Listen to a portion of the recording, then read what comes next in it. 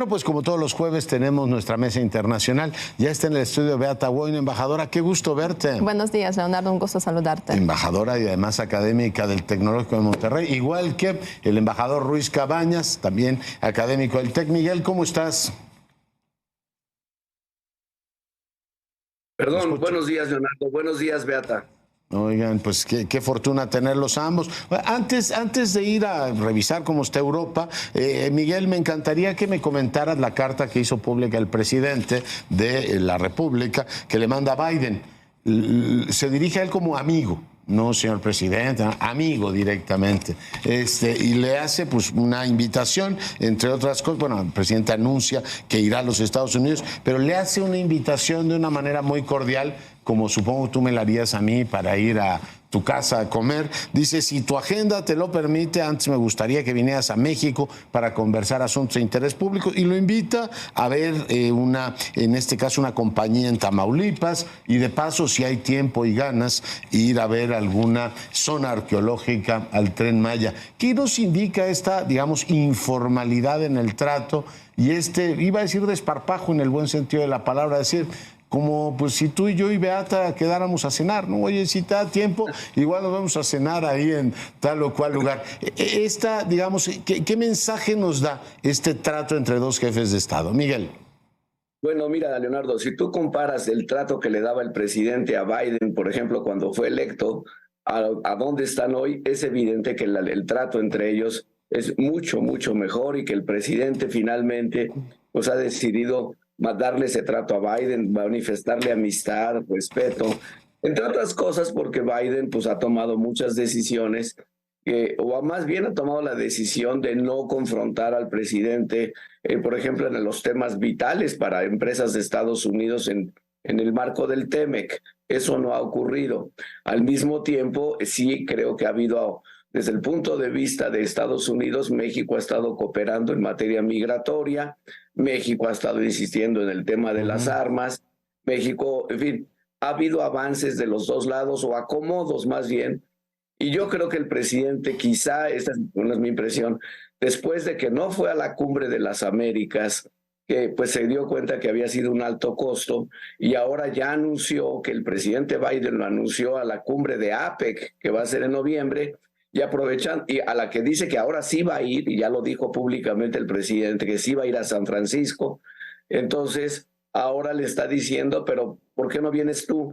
Y de una vez apoyas algunas de las cosas que a mí más me importan, por ejemplo, pues las cosas que hemos construido en el sureste, donde se vea que hay apoyo de Estados Unidos a estas políticas públicas que ha impulsado el presidente López Obrador. Creo que eso es lo que notable, que trata de conseguir el endoso de Estados Unidos a las decisiones de política pública, de infraestructura que ha mandado a hacer el presidente. Ya. Es una falsa cercanía, Beata, digamos, de qué amigos somos, o sea, y que denota otras cosas, o es realmente una intimidad que se ha venido construyendo en estos 2 años. Bueno, yo creo que es una buena señal, sin ninguna duda, que los dos presidentes se hablan, y se hablan bien, además con esas palabras amigo, y hay cierta cercanía. Ahora bien, obviamente eso no quita que existen problemas en las relaciones bilaterales.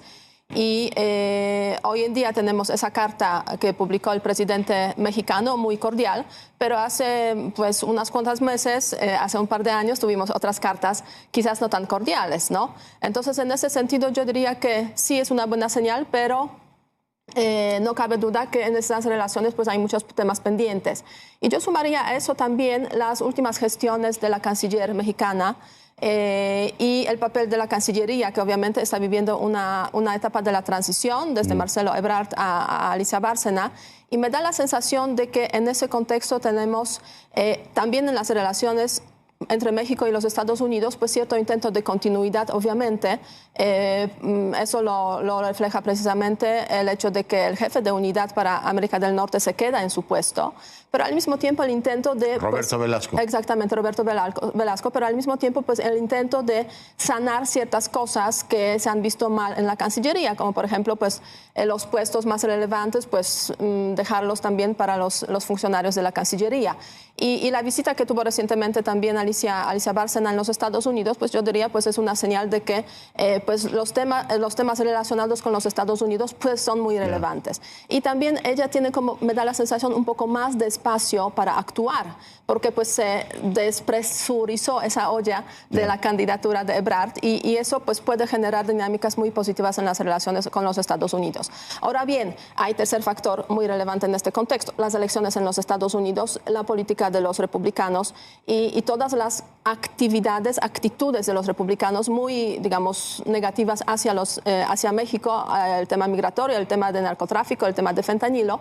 Y en ese contexto Biden tampoco puede tener una política, digamos, muy suave, porque tiene que sumarse de alguna forma a la voz de los republicanos que sí están por ahí con mucha fuerza hablando de los problemas que existen en las relaciones entre los dos países. Tanta cercanía efectivamente puede ser positiva, pero también apuntando o tomando el hilo de lo que dice Beata, Miguel, pues podríamos llegar a una cosa histórica. Esta administración mexicana habría apoyado a dos candidatos diferentes, ¿no? A Trump lo ayudó en plena campaña, el presidente fue a Washington y lo apoyó, y ahora diría, ya cambié de bandera, ahora soy bidenista en contra de Trump, lo cual será un poquito complicado cuando Trump le empiece a decir, era usted un gran amigo mío y ahora es íntimo de Biden. En fin, no sé si se nos va a cruzar eso, y aprovecho para preguntarte, ¿es relevante que dos presidentes mexicanos, o no lo es, no hayan tenido visita de Estado a Washington, ni Enrique Peña Nieto, y este sexenio está a punto de terminar sin que se haya dado la visita? Miguel.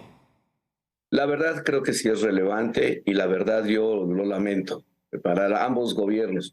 Las visitas de Estado entre México y Estados Unidos me parece que son un componente fundamental de esa relación simbólico, sí, lo sabemos, hay muchos encuentros, pero sí es importante y los presidentes de Estados Unidos invitan a quienes consideran, ahí sí, sus mejores amigos, sus aliados. Entonces yo lamento que no se dio el gobierno pasado y lamento que no se haya dado hasta ahora. Quizá por los desencuentros que ya mencionamos hubo al principio del mandato de Biden. Pero yo creo que hay que tomar en cuenta, si al año que entra, nada más un último comentario, Leonardo, hay que tomar en cuenta que en México también hay elecciones y que las elecciones en Estados Unidos son después de las elecciones mexicanas. Tomando en cuenta las posiciones que han manifestado algunos líderes republicanos, obviamente el presidente López Obrador está convencido o se está convenciendo de que su mejor aliado es Biden y que no quiere tener ningún tipo de críticas en el proceso electoral que está iniciando en México. Las elecciones son en junio. Entonces, yo creo que esa es la razón de fondo por la que está dándole trato de amigo a Biden y no a los republicanos, porque los republicanos, francamente, pues están pasando de la raya, como decimos. Oye, tiene bastante con las críticas de Ebrard, dice, para que todavía le lleguen críticas de otro lado. Bueno, esas críticas pueden llegar porque todo depende de cómo va a ser el proceso electoral en México, ¿no? O sea, si se Ebrard le dijo a Delgado, dejemos de simular, le va a decir, oiga, no me pida imposibles. Oye, Europa, ¿cómo la encontraste, Beata? Mira, un verano difícil, siguiente verano difícil después de la invasión de Rusia contra Ucrania, que tuvo lugar en febrero del año pasado. Aunque quizás no tan difícil como lo fue el año pasado, porque efectivamente desde el punto de vista económico podríamos decir pues hay cierto despegue y posibilidad, perspectivas de un crecimiento mucho mayor para el año próximo, lo cual quiere decir que se están absorbiendo los efectos de la guerra de Rusia contra Ucrania, sobre todo en temas de crecimiento y especialmente la inflación. Y eso se nota en diferentes países europeos, aunque habrá que esperar hasta 2024 para que realmente esa inflación baje de forma sustancial. El caso de Polonia de 15 a 6%, o sea, sí hay una recuperación importante que se nota este año. Por otra parte, ya desde esa invasión, podríamos decir, ningún verano va a ser tranquilo, ¿no? En el fondo, porque pues todos están preocupados por lo que está pasando en Ucrania, que sigue, obviamente, el frente y las batallas en el frente ruso-ucraniano. Y a esto hay que sumar otro factor que son las elecciones, ¿no?